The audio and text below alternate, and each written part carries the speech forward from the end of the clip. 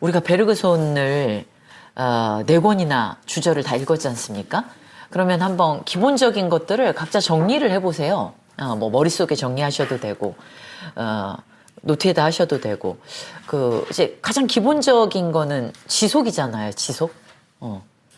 여기에 상대적으로 지속이라는 말이 많이 안 나오긴 하지만, 어쨌든 베르그손의 가장 핵심적인 개념이 지속이란 말이에요. 그러니까 지속을 어떻게 이해할 수 있을까? 저 앞에 이제 인간의 의식에서부터 시작해가지고 물질과 기억을 거쳐서 이 진화의 문제를 거쳐서 이제 마지막에 도덕과 종교의 문제까지 이르는 거잖아요. 이걸 관통하는 게 사실은 이 지속을 이해하는 것과 연관이 돼 있거든요. 이제 이 도덕과 종교는 어떤 실천의 차원이잖아요. 그러니까 인간이 그런 방식으로 진화해 왔고 그 진화라는 게 뭐 생명의 약동이고 복잡하게 얘기를 했어. 자, 그런데 그런 것으로서의 존재가 살아간다고 하는 건 행위하고 결단하고 실천하는 거잖아요. 앞에 창조적 진화에서 우리가 이해했던 그 문제가 도대체 인간의 실천적인 차원하고 어떻게 연관이 되냐 하는 거야. 근데 이게 지속의 문제이자 동시에 뭐냐면 자유의 문제이기도 하거든요. 그러니까 의식에 직접 주어진 것에 관한 실호는 지속을 얘기하는데 그 맨 마지막은 결국 그 자유는 왜 이 지속에 입각해서밖에 생각될 수 없는가? 왜 자유가 시간의 문제인가? 여기서 끝났잖아요. 그 기본적인 문제가 이 도덕과 종교의 두 원천으로 이어진 것 같아요. 제가 생각할 때는. 그러니까 지속과 자유의 문제. 그게 이제 이 인간의 문화로서의 종교와 도덕에서 좀 어떻게 입체화되는가? 요걸 좀 한번 정리해 보시는 거가 중요할 것 같아요. 그리고 이제 생명? 도대체 베르그손에게는 생명이라는 게 뭔가, 생명이 이렇게 과학적인 차원에서 뭐 자기 생식을 한다든가 뭐 생명을 정의하는 여러 차원이 있잖아요. 불분명하긴 하지만. 근데 그 과학책에서 생명을 정의하는 것과 굉장히 다르죠. 생명을 떠올리면 베르그손에게는 의식의 문제가 떠오르기도 하고 사모사하게라도 그러면서 또 동시에 생명을 넘어가는 어떤 뭐 약동 이런 문제도 생기는 것 같기도 하고, 그러니까 생명 자체, 생명체와 생명의 관계, 생명이라는 게 도대체 베르그손에게는 어떻게 이해되는가, 그거하고 연관되면서 이제 정신과 물질의 문제, 이 베르그손의 굉장히 중요한 그 개념군들인 거죠. 정신과 물질, 이게 물질과 기억이라면 이제 생명과 인간. 인간이 이 인간 자신을 넘어갈 수 있을까? 인간 자신을 넘어가야 한다 이렇게 말은 하진 않지만 그 신비가들 얘기하는 차원에서 인간이 그 생명적 존재라는 게 자연적 존재라는 건 모든 생명체들과 마찬가지로 일련의 장애물들을 넘어가면서 장애물들을 뭐 해결한다 내지는 장애물들을 이렇게 빠져나가면서 어떤 선택을 하고 어떤 형태에 이르는 거잖아요. 근데 거기에서만 멈추면 그냥 자연의 원리에 따르는 존재 이상도 이하도 아니죠. 그러니까 베르그손은 그 지점에 머물면 이거는 인간에게서 발견할 수 있는 어떤 잠재성, 인간이 인간을 극복할 수 있는 진짜 창조적 차원을 못 보게 된다고 생각하는 것 같아요. 그러니까 이 창조가 진화의 원리라면 도대체 인간 존재에게서 창조의 문제는 어떻게 드러나는가? 우리가 이 도덕과 종교도 기본적으로는 자연의 차원에서 도출될 수 있다라고 발생적으로 설명을 했잖아요, 베르그손이. 근데 그 차원은 닫힌 도덕이고 닫힌 종교죠. 그거는 여전히 어떤 형식, 그 다음에 습관 이런 것들에 갇혀 있는 거잖아요. 그런 한에서 우리는 그러면 우리가 다른 동물하고 다를 뿐이지만 여전히 습관과 자동성에 매몰되어서 살아간다는 점에선 다를 게 없겠죠.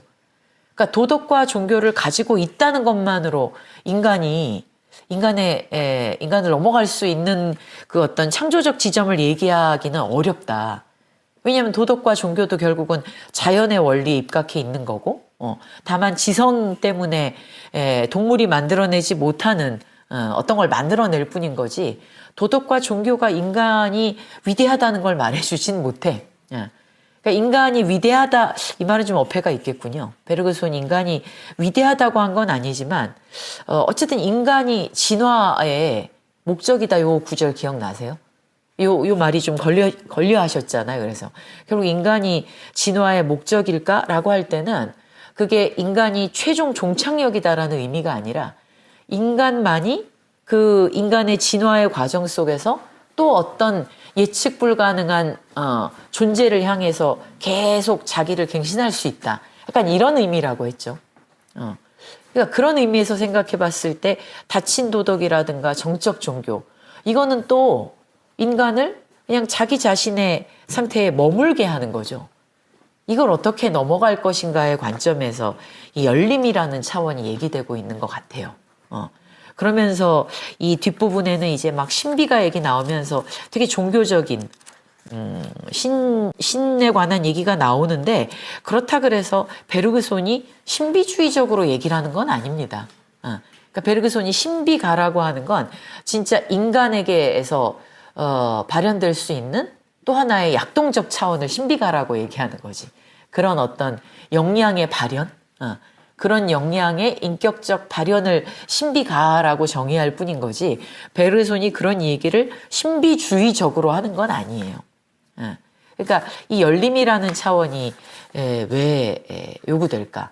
그리고 그 열림이 그냥 뭔가 우리는 어떤 것이 될지 알 수 없다라는 무한한 가능성 뭐 이런 걸로 끝나는 게 아니라, 그게 진정한 도덕적 자유고, 진정한 인간 자신의 저 극에 도달하는 진정한 신비주의, 이런 말을 쓰죠. 그러니까 거기에 뭔가가 있어. 이게 왜 필요한가? 이걸 이해하시는 게 이제 제가 보기엔 중요해 보여요. 그러니까 지속과 자유의 문제, 그 다음에 그 생명의 약동과 그 생명의 어떤 두 측면이 있잖아요. 끊임없이 그 약동을 특정한 방식으로 이렇게 형해화하는 거죠. 생명은. 근데 그렇더라도 어떤 형식을 가지고 있더라도 그 형식 속에서 약동이 사라진 건 아니라 그랬잖아요. 언제나 잠재성으로서의 생명이 있단 말이에요. 이것이 있기 때문에 어떤 존재가 자기의 그 현실 속에 매몰되지 않고 더 밀어붙일 수 있는 여지가 생겨나는 거죠. 근데 베르그손은 이제 이게 인간에게 굉장히 특권적으로 있다고 생각하는 것 같아요. 그러니까 그런 점에서 뭐 그 어떤 최근에 동물학이라든가 아니면 비인간 존재, 뭐 사이보그 이런 논의를 통해서 보면 베르그손이 비판받을 지점이 있을 수 있죠. 그러니까 동물은 그러면 자기 스스로 뭐 동물에게 지성이 있느냐 없느냐 이 문제도 좀 문제가 되지만, 지성이 뭐냐서부터. 근데 동물은 자기 스스로를 계속 창조를 통해서 넘어간다고 얘기할 수 없는가? 인간만 그렇다고 얘기할 수 있는가? 이제 이 문제는 좀 논의가 더 필요한 문제 같아요. 근데 어쨌든 베르그손은 동물은 못한다, 동물은 열등하다 이렇게 얘기하는 건 아니지만, 이것도 전 이해가 돼요. 자기가 인간인 이상 인간에게 주목하는 거지. 그 인간이 인간을 넘어가는 데 있어서 어떤 비존재의 세계들이 맞물려 있는가, 이렇게 나가는 건 아니에요, 확실히. 인간의 세계에 입각해서 이제 인간이 만들어낸 어떤 월등한 두 가지의 문화가 도덕과 종교라고 할 수 있죠. 근데 그걸 월등하다고 얘기할 수 있다면 자연의 원리를 벗어나는 뭔가가 있어야 되는 거죠. 그게 이제 신비가의 차원인 거예요. 앞에 그 정태적 종교 이야기하는 부분에서는 중간에 뭐 여러 개 얘기가 많이 나오긴 하지만, 정태적 차원의 종교는 왜 그 발생의 원리를 자연에서 찾는가? 그 자연의 방어 기제 같은 거라고 베르그손 얘기하잖아요. 그리고 그건 왜 나오는 거냐? 지성의 문제에서 나오는 거죠. 그러니까 지성은, 이 지성에 대해서도 좀 정리해 보시면 좋죠. 그러니까 베르그손이 이야기하는 지성은 일단 이 진화 과정 속에서 갖게 된 본능으로부터 이렇게 분화되어 나온 굉장히 독특한 기능을 가지고 있잖아요. 본능에 의한 행위는 어떤 행위라 그랬습니까? 본능이 대상을 인식하고 행위할 때 그거는 뭐다? 충족적이죠. 그러니까 그거는 계산하지 않잖아요. 막 예측하고 이것이 이럴까 저럴까를 막 비교하거나 이런 게 아니라 이 대상에 대한 인식과 행위가 충족적이라고. 예를 들면 행위를 하고 나서 후회를 하지 않는다는 거예요. 기대를 하지 않는다는 거지. 그런 점에서 본능에 입각한 행위라는 거는 대상 충족적이에요. 대상과 내가 이렇게 구분되거나 대상에 대해서 더 많은 걸 바란다거나 이러진 않아. 근데 지성이 이 본능하고 제일 다른 지점은 뭐냐면 이 충족적인 게 아니라 관계적이라는 거죠. 그러니까 이 유추할 수 있는 능력도 있지만 모든 걸 경험하지 않더라도 경험한 것으로부터 유추가 가능하죠. 그러니까 유추한다는 건 관계를 파악할 수 있어야 되는 거잖아요. 정보가 들어오는 거에 대해서 내가 반응을 할 때 요 간격이 있죠. 요 간격을 이제 지성이 처리하는 거잖아요. 그렇기 때문에 지성은 머뭇거린다고 얘기했잖아요. 머뭇거리기도 하고 그 간격 속에서 훨씬 더 이렇게 복잡하게 대상을 인지하려고 하겠죠. 그러니까 인식하고 행위하는 것이 충족적이지가 않아요. 이 지성이 작동하고 있는 한에서는. 그거는 꼭 나쁜 것도 아니죠. 그게 꼭 좋은 것도 아니지만. 그러니까 지성은 어쨌든 베르그소는 뭐라고 얘기하냐면 자연의 필요에 의한 거였잖아요. 이 필요에 의한 선택이 어떤 것은 그냥 자기 자리에서 진화를 계속하도록 했고 어떤 것은 돌아다니면서 이동하면서 자기의 필요한 것을 찾도록 하기도 했고 이게 다 자연의 필요죠. 진화의 과정은. 그런 점에서 지성도 필요해요. 필요. 그러니까 인간이라는 이 종을 만들어낸 그 지성은 그 그렇지 않은 다른 동물들이 행동하는 것처럼 행동해서는 제대로 살아가기가 힘들다고 하는 필요에 직면했겠지. 그러니까 다른 방식의 선택을 하면서 얘는 본능보다는 지성을 다른 능력을 개발하는 쪽으로 다른 능력을 쓰는 쪽으로 선택을 한 거잖아요. 그 선택을 한 결과가 인간이라는 종이라는 거죠.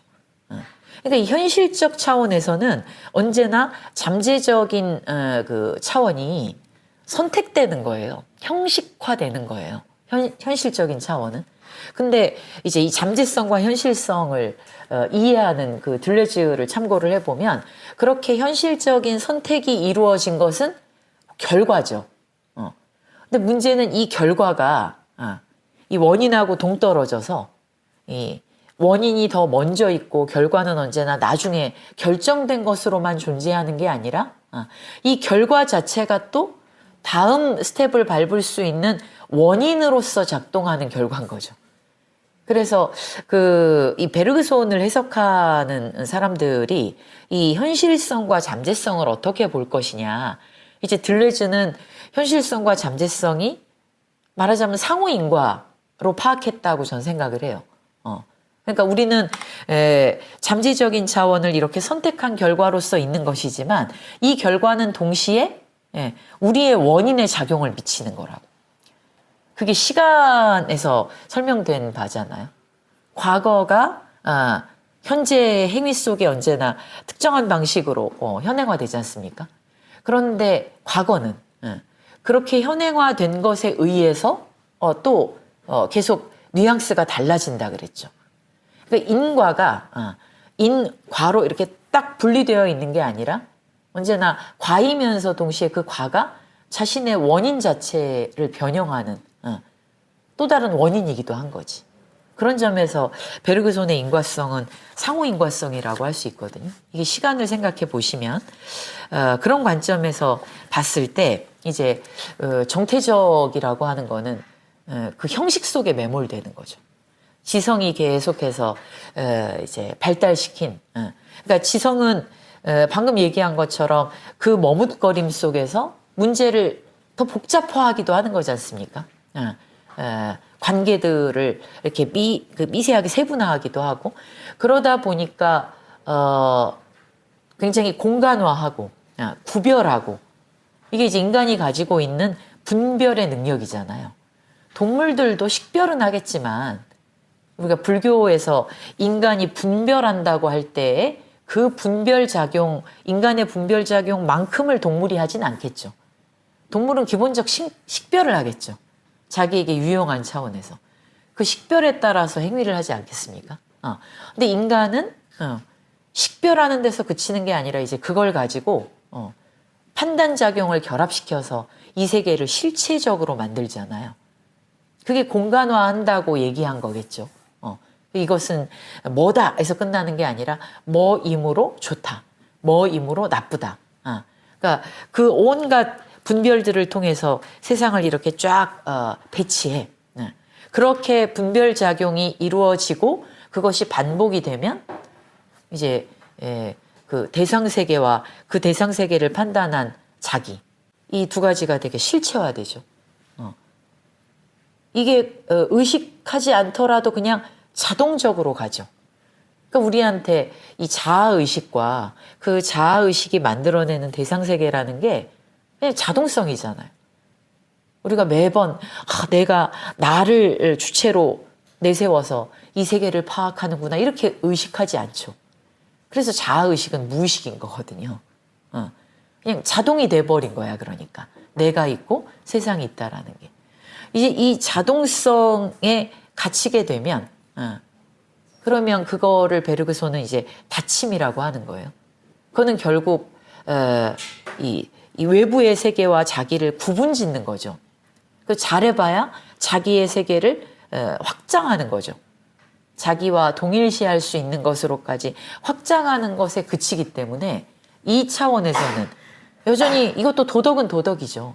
그러나 이 도덕은 되게 배타적 도덕일 수밖에 없겠죠. 자기의 확장으로서의 도덕이니까. 이걸 어떻게 넘어가서 배타적이지 않은 그러니까 인류적 차원의 도덕, 인류적 차원의 종교 이걸 얘기를 하는 거예요.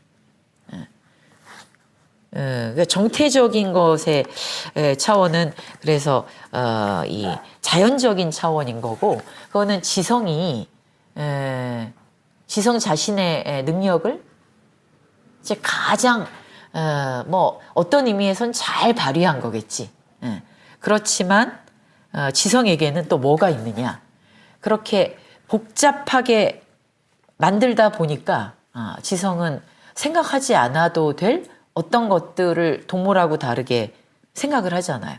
그게 이제 뭐냐면 뭐 우리에게 정서적으로 다가오는 두려움이라든가 불안이라든가 온갖 감정 상태들 있잖아요. 그 정서들은 이 그 동물들이 갖지 못한 어떤 차원이지 않습니까? 그 얘기가 이제 어디 나오냐면 298쪽의 두 번째 단락의 두 번째 줄 보세요. 우리는 이 장에서 자연이 종교에 할당했던 기능. 그러니까 이게 1차적으로 종교는 자연의 방어적 기능이에요. 지성이 그 간격 때문에 계속 쓸데없는 것들도 만들어내. 그 쓸데없는 것들 중에는 이제 그 분별하는 기능의 극단으로서 이기주의가 있는 거야. 자기가 강화된다고 지금 제가 말씀드린 거 있잖아요.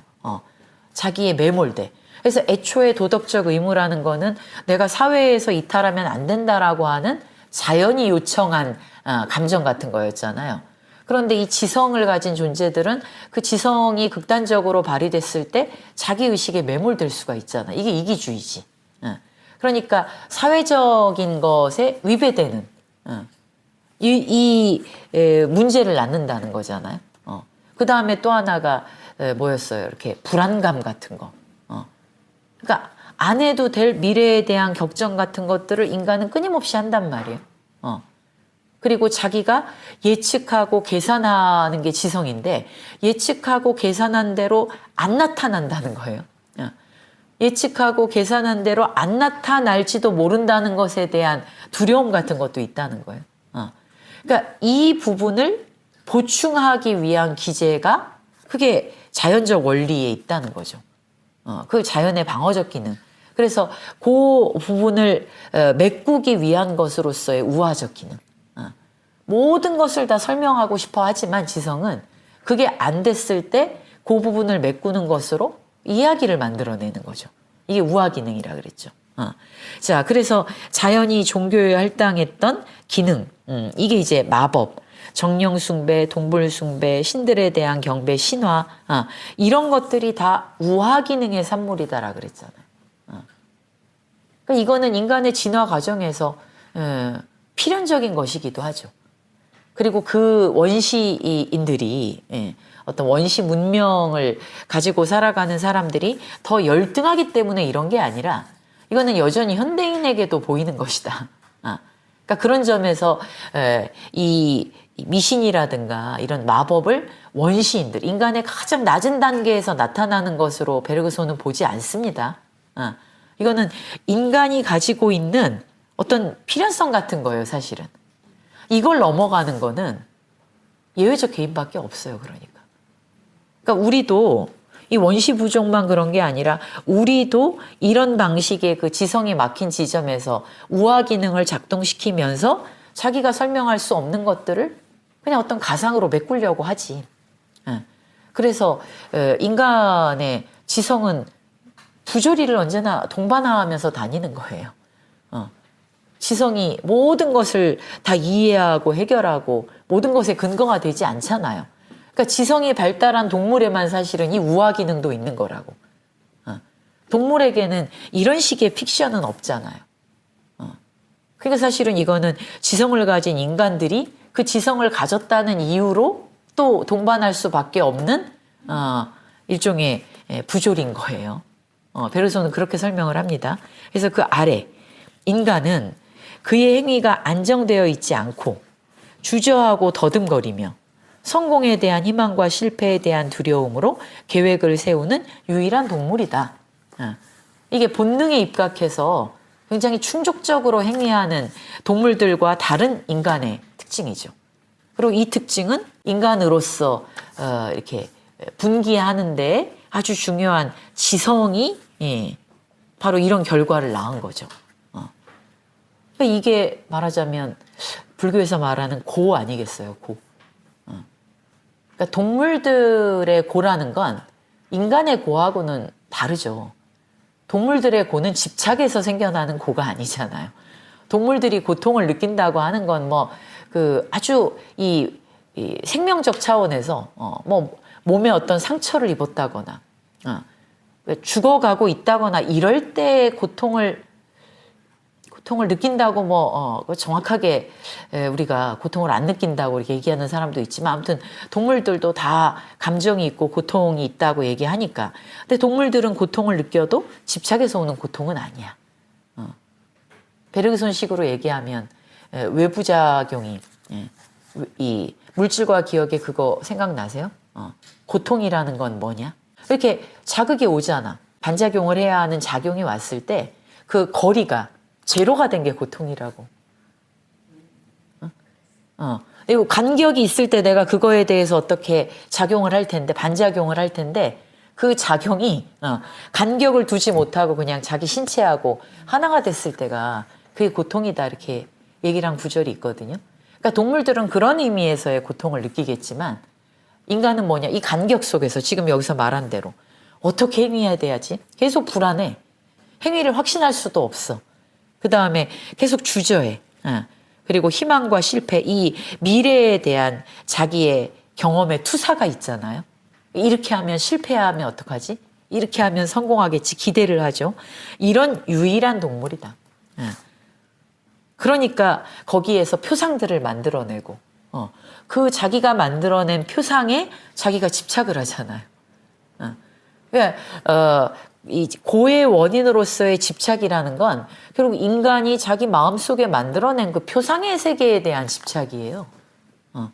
사물에 집착을 하는 건 사물 자체를 집착하는 게 아니라 이 사물이 좋거나 나쁘다고 판단하기 때문에 집착을 하는 거잖아요. 그런 점에서 이 연결이 되죠. 질병에 걸리기 쉽다고 느끼는 유일한 동물이고 죽어야 한다는 것을 아는 유일한 동물. 그러니까 그러니까 죽는 건 다 똑같고 질병은 다 똑같이 모든 존재가 걸리지만 이제 언제든지 내가 질병에 걸릴 수 있다고 생각하는 동물이죠. 죽지 않았는데 죽음이 언제 올지도 모르는데 죽어야 한다는 것에 대한 이 인식 때문에 괴로워하는 동물이죠. 이렇다. 나머지 자연은 완전한 평온함 속에서 개화한다. 그러니까 이제 이런 지성이 만들어내는 그 간격과 이 번뇌들 이게 아닌 한 우리는 자연 속에서 개화하는 생명체들이라는 점에서는 다 똑같죠. 그래서 아래에서 셋째 줄 보세요. 사회 속에 사는 모든 생명체들 중에 인간만이 공동선이 문제가 될 때 이기주의적 관심에 굴복함으로써 사회적 행로에서 이탈할 수 있는 유일한 존재다. 글쎄 유일하다고 단언할 수 있을지 모르겠어요. 근데 인간이 가장 그렇다는 거는 확신할 수 있죠. 왜냐하면 인간이 자아의식을 적어도 가장 복잡하고 강하게 가지고 있는 건 맞잖아요. 그러니까 언제나 이 자기의 공동체, 자기를 이루어주는 이 공동체의 존재보다는 자기 자신에 집착하기가 훨씬 더 쉬운 게 인간인 건 맞지. 그런 점에서 사회와 이 개인이 이렇게 모순될 수 있다. 방향이 다를 수 있다고 얘기하는 거예요. 베르그손은 뒤에 나오지만 개인과 사회를 서로 침투한다고 봅니다. 그러니까 베르그손에게는 모든 이분법이 다 무화되는 지점이 뭐냐면 그 침투라는 말 때문에 그래요. 물질과 정신을 기껏 나눠놓고 그러나 이건 침투한다. 실제 속에서 언제나 침투한다 이렇게 얘기하거든. 사회와 개인도 이게 극단 속에서 어쨌든 개체적인 것과 전체적인 걸 얘기하지만 베르그손에게는 개인적인 것이 아닌 전체적인 것 이런 건 따로 없어요. 그 뒤에 이제 동적인 종교 얘기할 때 나오죠. 언제나 침투해요. 그래서 이 그 잠재성과 현실성도 마찬가지고 그렇긴 하지만 어쨌든 인간은 이렇다. 게다가 옆에 이제 넘어가시면 개인적인 이익은 불가피하게 일반적인 이익에 맞추어 조정되거나 종속된다. 그러니까 완벽하게 사회로부터 고립된 이기주의 같은 건 성립할 수 없는 게 자기의 이익을 따질 때조차도 어떤 일반적인 차원을 또 생각할 수밖에 없어. 자, 이 이중적 불완전성, 이 이기주의적일 수 있고 이기주의적이면서도 또 완벽하게 자기만 고립적으로 생각할 수는 없다고 하는 이런 불완전성이 지성의 몸값이다. 그러니까 우리가 지성을 갖게 된 대가로 치러야 한 게 바로 이런 거죠. 그리고 이런 복잡한 이 불완전성을 지성을 가진 인간만이 느끼기 때문에 이제 그걸 넘어가려고 하는 의지 또한 인간에게서 굉장히 특권적으로 작동한다는 거예요. 자, 그래서 인간은 사유하는 기능을 행사할 때는 두려움과 희망을 일깨우는 불확실한 미래를 표상하지 않을 수 없다. 뭐 그러면서 이제 중간에 좀 내려오세요. 그 299쪽에 한 10줄 내려오시면 그러나 지성을 의도했던 것도 자연이고 어쨌든 지성은 진화의 산물이에요. 인간이 자기가 노력해가지고 인간 종이 스스로 터득한 게 아니라 진화의 과정에서 이루어진 하나의 선택인 거죠. 그래서 지성을 의도했던 것도 자연이고 동물 진화의 두 커다란 노선의 한 극단에 다른 종착점인 가장 완벽한 본능과 짝을 이루기 위해 지성을 놓았던 것도 자연이다. 그 진화의 분기였다는 거죠. 그래서 질서가 지성에 의해 파괴되자마자 자동적으로 복구하도록 자연이 예비하지 않았다는 것은 불가능하다. 그래서 이렇게 뭔가 사회적인 것에 반하려고 하는 방식의 이기주의라든가 이런 게 작동할 때 자연은 그거에 대한 방어적인 장치까지도 만들어 놨다는 거예요. 그러니까 인간이 지성을 발전시켜 가면서 자기를 완전히 독립적인 존재로 생각하도록 놔두지 않았던 것도 자연이다. 이렇게 얘기하는 거지. 그래서 그런 진화의 과정에서 동반될 수밖에 없었던 것이 우화 기능이다. 이렇게 얘기하는 거죠. 여기가 지금 정리를 해두고 있습니다. 그래서 지성에 속하지만 그러나 순수 지성은 아닌 것으로. 지성, 이건 지성이야. 근데 이제 순수 지성이 아니라고 얘기할 때는 어쨌든 순수 지성이라는 그 지성 자체의 특징을 보면 공간화하고 개별화하고 이렇게 분별하고 이런 거잖아요. 그렇지만 그런 의미에서 순수 지성은 아니지만 우화 기능은 여전히 그거 자체가 지성을 보완하기 위해서 만들어낸 이야기라는 점에서 지성적인 작동이기도 하죠. 자, 그래서 우화 기능의 역할은 뭐냐? 지금까지 우리가 다뤘던 종교, 즉 정태적이라고 부르는 종교, 그리고 자연적인 종교라는 표현이 다른 의미를 취하지 않는다면 자연적인 종교라고 말할 수 있을 종교를 구상하는 것. 그게 이제 뭐 숭배, 아까 말한 마법, 정령 숭배 이런 거라는 거죠. 우화 기능. 그러니까 그런 이야기들을 만들어냄으로써 지성이 갈 수 있는 극단적인 고립을 계속 끌어당기기도 하고 보완하기도 하면서 이런 숭배라는 건 내가 더 큰 힘 속에 인간 존재가 인간 존재를 초월하는 더 큰 힘 속에 이렇게 아주 작은 존재로 있다는 걸 의미하잖아요. 그렇기 때문에 이거는 다시 자연적인 어떤 차원, 이 개체를 초월하는 어떤 차원을 우리에게 계속 각인시키는 거죠. 그래서 이 종교를 정의하면 이제 지난번에 읽은 거. 그 세 가지의 진한 글씨가 있었습니다. 그걸 종합한 게 지성을 활동하게 함으로써 개인에 대해서 의기소침하게 하는 거, 사회에 대해서 와해시키려는 게 있을 수 있다. 이게 지성의 분기를 통해서 이룬 이 인간이라는 종이 치러야 되는 대가죠. 동물들은 적어도 그런 의기소침함과 어떤 극단적인 이기주의 이런 거 없겠죠. 이건 지성 때문에 인간이 치러야 되는 일종의 대가야. 그런데 그것 때문에 있을 수 있기 때문에 종교가 발생했다. 이런 것에 대항하는 자연의 방어적 반작용으로서. 그래서 종교라는 게 자연 종교다. 1차적인 종교다.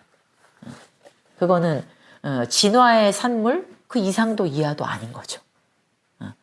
그런데 이제 베르그손이 얘기하는 건 그 진화의 과정에서 거기에서 또 한 번의 폭발이 있어야 되는 거잖아요. 창조는 거기서 또 다른 분기를 만들어낼 수 있는 어떤 분출이 있어야 되는 거죠. 요 차원에서는 분출에 이르지 못해. 그러니까 그렇게 이루어진 종을 계속 재생산하는 것은 가능할지 몰라도 그렇게 분기된 것으로부터 또 다른 어떤 종으로의 분기?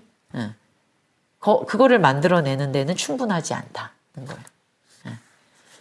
그래서 300페이지로 넘어가 보시면 뭐 앞에 얘기했던 거 이런 자연적인 종교들이 갖는 역할을 다시 쭉 얘기합니다. 그래서 301쪽의 위에 다섯째 줄에 자연적이라고 생각한 종교, 이게 정태적 종교죠. 정태적 종교는 유대를 보존하는 거, 이게 목적이다. 그래서 그 중간 정도에 보시면 301쪽에 자연의 손에서 나온 한에서의 종교는 도덕적 기능과 국가적 기능이라는 두 기능을 동시에 수행했다는 사실. 그러니까 이 정태적 종교는 여전히 뭔가 이 아웃라인, 경계를 정해주고 그 경계 안에서 그 집단의 보존을 위한 기능을 하도록 만들어주는 게 있죠. 이게 이제 닫힌 도덕이고 닫힌 종교예요. 이게 무용하지는 않아. 그것 자체가 가장 이게 근본적인 필요성을 깔고 있는 거죠. 정태적 종교나 닫힌 도덕이라는 건 지금 여기서 얘기한 것처럼 도덕적이고 국가적인 기능을 하잖아요. 그거는 뭐다? 유대. 사회적인 유대를 공고히 해준다는 거예요. 자, 이렇게 쭉 얘기를 했습니다. 그래서 그 302쪽에 가보시면, 그래서 그 위에서 다섯째 줄 보시면 302쪽에 물질을 가로지르면서 도중에 분열될 위험을 무릅쓰고 자신이 할 수 있는 것을 물질로부터 이끌어내는 생명의 약동이 있었다. 이건 앞에서 얘기한 거죠. 창조적 진화에서. 진화에 이처럼 그려진 주요한 두 노선의 극단에 지성과 본능이 있었다. 이것도 했던 얘기죠. 다른 노선에서의 본능처럼 지성도 하나의 성공, 현실화된 거잖아요. 그것이 다른 분기한 생명체 종을 만들어낸 거지 않습니까? 하나의 성공이야. 그래서 지성은 자신의 충만한 결과를 생산하는 것을 방해할지도 모르는 것을 떨쳐버리려는 경향을 수반하지 않을 수 없었다. 이미 그렇게 선택된 거기 때문에 자연의 생명의 약동으로부터 분출하다가 그런 현실성으로서 선택된 거기 때문에 그걸 유지하고자 하죠. 그걸 유지하려고 하지 않았다 그러면 굳이 그걸 선택하지 않았겠죠. 자연이 그런 방식의 분기되는 노선을 선택했다고 하는 것은 이제 그런 결과를 유지하고자 하는 거예요. 그렇기 때문에 그런 결과를 방해할지도 모르는 경향에 언제나 맞서는 거야. 이게 베르그손의 설명 방식이에요. 자연이 우리한테 지성을 줬어 말하자면, 아주 쉽게 말하면. 이 줬어 그러면 되게 신적인 설명이 되지만 아무튼 감안하고 들으시면 그 자연이 우리에게 지성을 가진 존재로 분화시켰단 말이에요. 그러면 그 분화시켰는데 분화시켜 놓고 다른 것에 의해서 자기가 분화하는데 이점이 있었던 바로 그것에 의해서 얘가 와해되도록 했다 그러면 굳이 이것이 채택될 필요가 없었겠죠. 그렇죠? 그러니까 지금 말하는 게 지성이 그런 식의 분기를 통해서 본능화하고 분기되어서 자기의 기능을 가졌는데 이 기능이 자기 자신의 존재를 와해시킬 수도 있는 치명적인 거였다 그러면 애초에 그런 방식으로 진화가 이루어지지 않았을 거라는 거예요. 그러니까 이 종을 이렇게 분기한 종을 이어가기 위해서 이 지성이 내포하는 위험성을 계속 보충해주는 기능이 같이 동반된 거지. 그게 우화 기능이었다고. 되게 독특한 설명인 거예요. 그러니까. 인간은 왜 종교를 가지게 됐지? 여러 가지가 있잖아요. 뭐 예를 들면 어떤 사람들은 인간의 그거는 두려움 때문이다. 근데 베르그손은 두려움 때문이라고 얘기하지 않아요. 두려움을 극복하기 위한 거라고 얘기하지. 이 뒷부분에서도.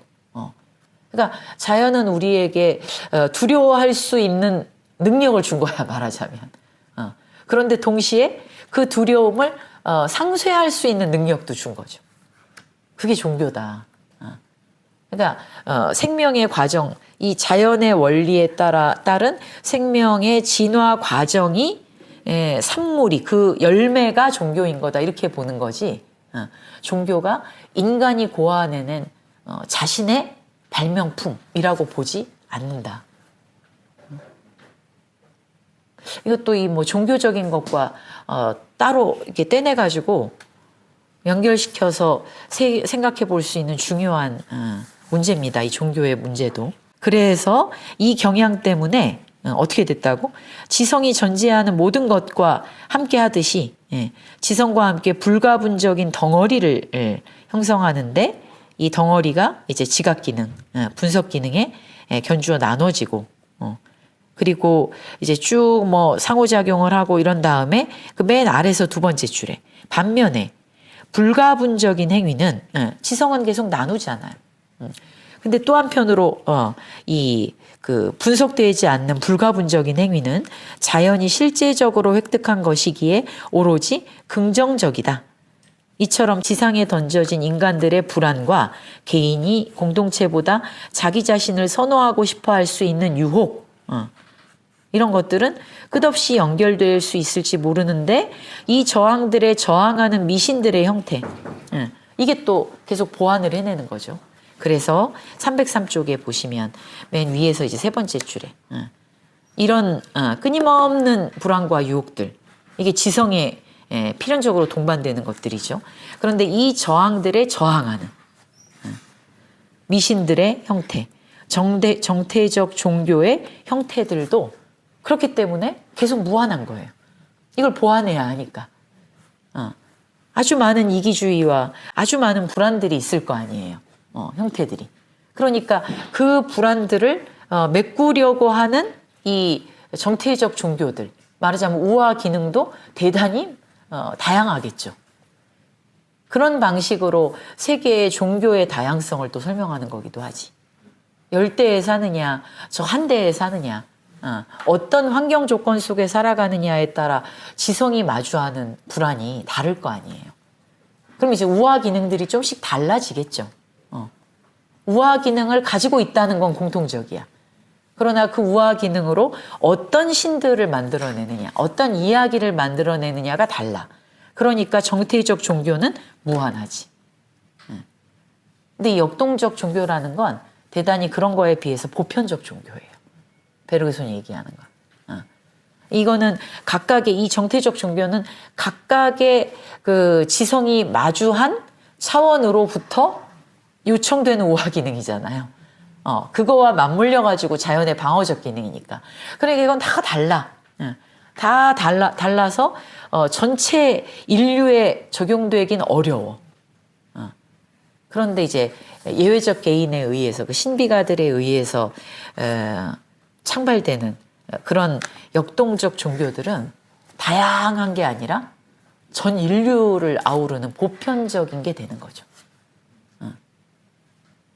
그렇게 설명을 합니다. 이거는 인류적인 차원이고 인류적인 사랑이고 그러니까 그렇기도 하죠.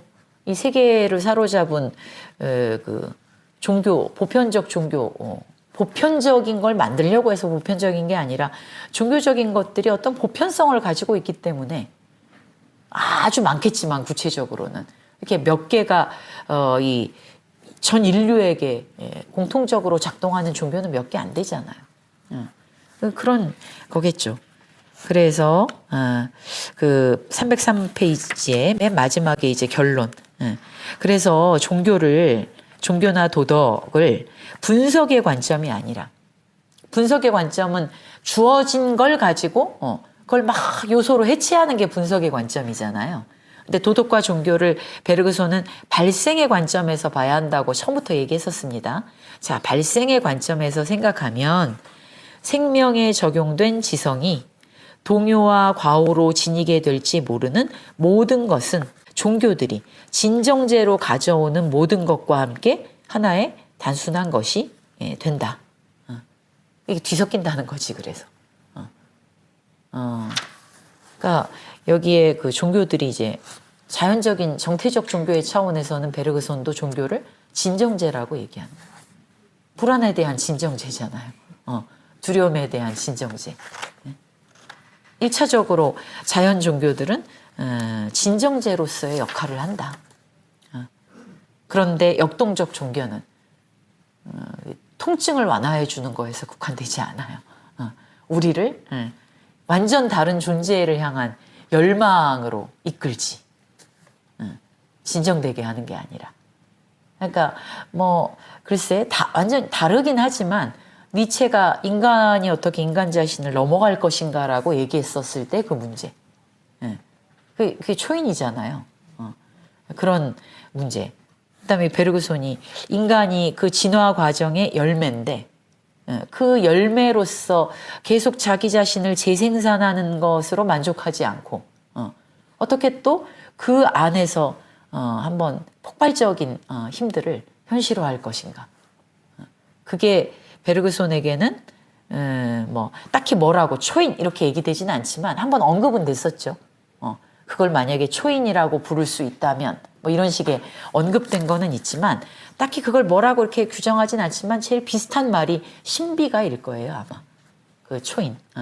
인간의 진화 과정에 폭발적인 힘들을 구현함으로써 발현함으로써 인간 종 자체를 또 다르게 분기시킬 수 있는 그 어떤 힘을 가능성을 신비가라는 존재들에서 보는 것 같아요.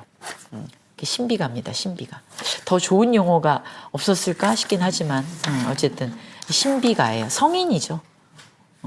성인. 그래서 이제 3장의 역동적 종교. 그 역동적 종교는 여기 재밌는 얘기들 읽어보시면 되게 많이 있어요. 근데 앞에 305페이지 이제 종교란 말에 두 의미라고 나오면서 이 쭉 앞에 거에서 역동적 종교로 가는 그걸 정리를 해주고 있습니다. 자, 그래서 우리가 이제 생명과 이 종교를 다시 한번 되짚어 보자라고 하면서 305쪽의 세 번째 줄에 창조적 에너지의 거대한 흐름, 그 거대한 흐름과 분출의 끊임없는 연속. 베르그소는 그걸 생명이라고 얘기했습니다. 분출의 연속, 아마 이런 표현이 나왔던 것 같아요. 근데 창조적 진화를 이제 다시 한번 이렇게 잘 찾아보시면, 그거는 이 신이라고까지는 명명할 수 없다. 막 이런 구절이 있어요. 근데 그 창조적 진화에서는 뭐 신이 뭐다 이런 얘기를 한 데는 아니었으니까. 근데 어쨌든 이 계속적으로 이루어지는 끊임없는 약동의 과정, 분출, 연속적 분출, 이런 것이 바로 생명이다 이랬는데, 이제 그 생명의 원천으로서의 신을 또 얘기를 해요. 그러니까 이 부분에서 베르그손이 이제 중간에 보면 신 얘기를 하는 게 있는데, 이게 좀 애매해요, 제가 보기에는. 근데 그 신이 한편으로는 모든 생명의 원천이에요. 그러니까 그렇게만 딱 들으면 기독교에서 얘기하는 신이라든가 아니면 모든 것을 창조한 신, 약간 이렇게 신이 그 피조물들의 초월적인 위치에 있는 신이라는 개념을 생각하게 만들죠. 그런데 그러면서도 베르그손은 뭐라고 얘기하느냐, 그런 뉘앙스를 계속 주면서도, 그런데 그 신은 자기가 만든 이 피조물의 차원 바깥에 있지 않다고 또 계속 얘기하거든요. 내재적이라고 또 얘기하는 게 있기 때문에 그거를 그냥 이렇게 잘 따라가시면서 보시면 될 것 같습니다. 그래서 창조적 에너지의 거대한 흐름이 물질 속으로 침투했어. 이제 물질이라는 건 창조를 결여한 거죠. 그러니까 물질이 생명으로 되는 데는 사실은 이 끊임없는 이 약동, 그 에너지, 이게 침투해야 되는 거예요. 그렇지 않은 물질의 평면이라는 건 그냥 작용 반작용하는 찰나멸 이 평면 외에 다름이 아니야. 근데 베르그손이 주목하는 건 찰나멸이 아니라 어떤 것이 계속 다음에 영향을 미치고 그 다음 순간이 앞에 것에 또 영향을 미치면서 이렇게 지속하는 시간의 문제잖아요. 이 시간의 문제는 그래서 정신, 의식일 수밖에 없다고 본 거고, 생명이라는 존재는 그 물질 속에 그런 시간을 계속 살아가는 이 에너지가 침투해야 되는 거지. 이렇게 보는 겁니다. 그래서 물질 속으로 침투하여 거기에서 자신이 얻을 수 있는 것을 얻으려 한다. 그리고 그 흐름들이 멈출 때, 어떤 지점에서 멈출 때 그게 이제 어떤 개체가 되는 거죠. 종이 되는 거지. 식물, 동물, 인간, 이런 식으로 그 흐름들이 딱 멈춰서 현실 속에서 어떤 종이라는 형태로 딱 스톱하는 거예요. 그래서 뒤에 나오죠. 이 멈춤들이 우리 눈에는 그만큼의 생명의 종들의 출현이다. 근데 멈췄다 그래서 거기서 끝나는 게 아니라 사실은 그것이 계속 생명의 약동을 잠재성으로 가지고 있는 한에서는 또 지나가다가 어떻게 폭발할지 알 수가 없죠. 자, 그걸 이제 인간에게서 특별히 더 보고자 하는 거예요. 그래서 뒤에 보시면 306쪽에 자, 생명이 맨 위에 이제 또 그 얘기가 나옵니다. 생명이 가장 멀리 가는데 성공했던 노선. 이게 인간의 노선이라는 거예요. 지성의 노선. 이 노선 위에서 이 생명적 에너지가 자신이 가진 가장 훌륭한 것을 이끌고 곧장 앞으로 나갈 것이라고 사람들은 생각할지 모른다. 이렇게 그 생명이 가장 멀리 가는데 성공했던 본능마저도 또 어떤 점에서 넘어선 거잖아요. 그런데 그 노선 위에서 저절로 뭐가 되는 게 아니다. 진화 과정은 그렇게 단선적이지가 않다. 네 번째 줄에 생명적 에너지는 구부러지고 모든 것은 다시 몸을 웅크린다. 그 활동은 같은 원을 무한히 돌면서 막 발명회로 길을 열어놓는 대신에 다시 또 그리고 반성적 사유로 강화되는 대신에 그냥 또 본능의 몽유병으로 빠져들어. 그건 뭐냐면 이제 지성이 또 습관화가 되지. 지성이 일종의 무의식이 되는 거지. 지성으로 산출한 어떤 인식들을 또 자신의 무의식으로 삼는 거예요. 그러니까 우리가 의식적인 훈련을 계속하면 그래서 그것이 더 이상 내가 하고 있다는 것도 감지하지 못할 정도가 되면 의식이 무의식이 되는 거잖아요. 그런 얘기예요. 자, 그래서 그 유기적 조직은 현명하나 자동적인 현상이 되어버린 곤충들의 사회에서의 개체처럼 된다는 말이에요. 그러니까 이게 본능의 몽유병성으로 빠져든다는 것이 이렇게 지성이 나아갔던 길에서 거기서 그게 다시 이제 무의식으로 되어버린 자동적인 게 되어버리는 상태를 말하는 거죠. 그런데 이제 이 동물들은 아예 이제 이 부분은 베르그손이 보기에는 곤충들도 생명적 에너지가 이제 동물들 같은 경우도 생명적 에너지의 분출이야. 식물에서 분기에 온 거잖아요.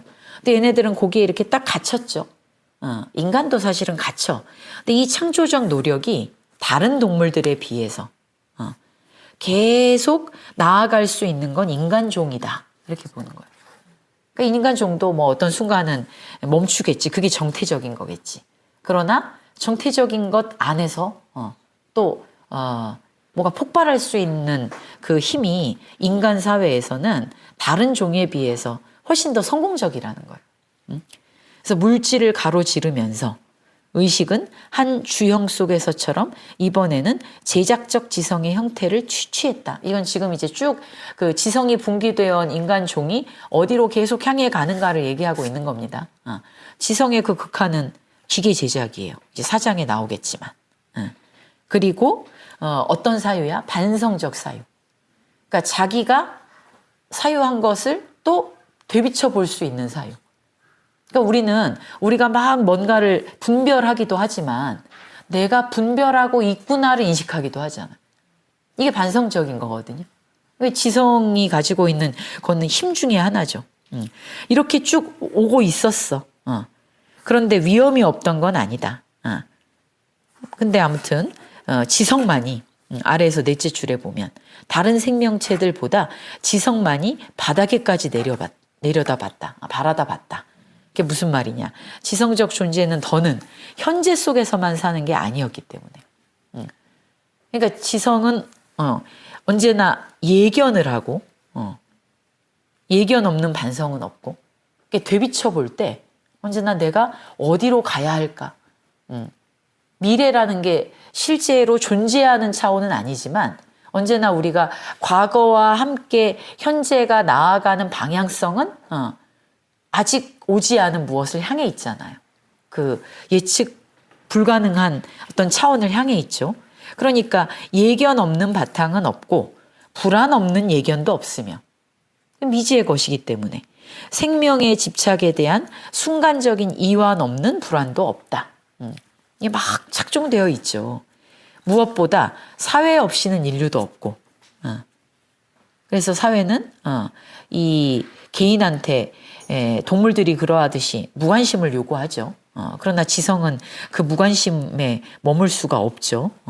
자, 그러다 보니까 이제 쭉 넘어가서 307페이지에 윗단락의 맨 끝에 보세요. 종교는 반성 능력을 타고난 존재들에 있어서 이것도 앞에 했던 얘기예요. 표현을 바꾼 거예요. 삶의 집착의 우연적인 결손을 채워야만 하는 바로 그것이다. 이게 정태적 종교였죠. 자, 그런데 사실 사람들은 곧바로 이 문제에 다른 가능한 해결책을 알아챈다. 정태적 종교는 인간을 삶에 밀착시키고 이게 이제 그 사회를 공고하게 만든다 그랬잖아요. 자기가 고립되지 않도록 하는 거야. 그리고 어린아이를 달래는 동화에 비교될 수 있는 이야기를 들려주고 그래서 다시 분리되고자 하는 지성을 끌어당겨서 사회에 밀착시키죠. 이런 얘기들을 이제 쭉 나옵니다. 이게 첫 번째예요, 종교. 자, 그런데 뒤에 309쪽 보세요. 이 앞에서 했던 얘기 쫙 이건 나와요. 309쪽에 보면 그러나 맨 아래에서 셋째 줄. 우리는 지성주의에 모호하고 사라져가는 직관의 가장자리가 남아있음을 안다. 이걸 상실해버린 게 아니라 그랬죠. 이 자동성에 매몰되어 버리면 그게 느껴지지 않지만 어쨌든 지성 주위에는 직관의 모호한 가장자리가 이렇게 감싸고 있는 거, 안개처럼 감싸고 있다고 표현을 했죠. 우리는 이 직관을 고정하고 강화하고 이것을 행동으로 완성할 수는 없는 걸까? 왜냐하면 직관은 자신의 원리를 약화시킴에 의해서만, 그러니까 이 원리라는 게 이제 지성이 따랐던 그 기본적인 법칙 같은 거잖아요. 근데 이걸 약화시킬 수 있는 게 그 지성으로 또 침투해가지고 지성을 매개로 해서 혹은 지성을 이용해서 지성이 그 지성의 고유한 특성에 매몰되지 않도록 만드는 게 이게 직관이거든요. 이 직관을 사용하는 게 바로 그 두 번째 역동적인 종교입니다. 그러니까 첫 번째 그 정태적 종교라는 게 지성에 의한, 지성을 위한 종교였지. 지성이 작동하기 때문에 자연이 보완해 준 거잖아요. 그리고 그런 지성의 불안감을 잠재워주는 진통제로서 필요했던 거잖아요. 그런 거였다면 이 동태적인 역동적인 종교는 이제 지성의 문제가 아니라 그걸 확 넘어가는 직관의 기능, 이게 신비 기능인 거예요. 요거를 작동시키는 것과 연관되는 게 이제 두 번째 종교의 차원이죠. 그래서 베르그손에게는 종교의 이 두 차원이라고 하는 게 그 본성상의 차이가 있다 그랬죠. 마치 열린 도덕과 닫힌 도덕이 본성상의 차이가 있듯이 이건 더 이상 자연이 우리에게 요청하는 진화의 과정에 만족하지 않아. 역동적 종교는. 그리고 이거는 정서 자체가 다른 정서예요. 앞에 거는 정서가 지성 이하의 정서라 그랬죠. 근데 이거는 지성 이상의 정서라고 얘기했지 않습니까? 지성을 더 고양시키는, 지성을 넘어가서 지성을 전혀 다른 방식으로 업그레이드 시키는 정서거든요. 자, 이렇게 그 자신의 원리를 약화시키고 그다음에 자신에 대해 실행된 사상에 의해서만 이게 상을 버리는 거잖아요. 사상이라는 말이.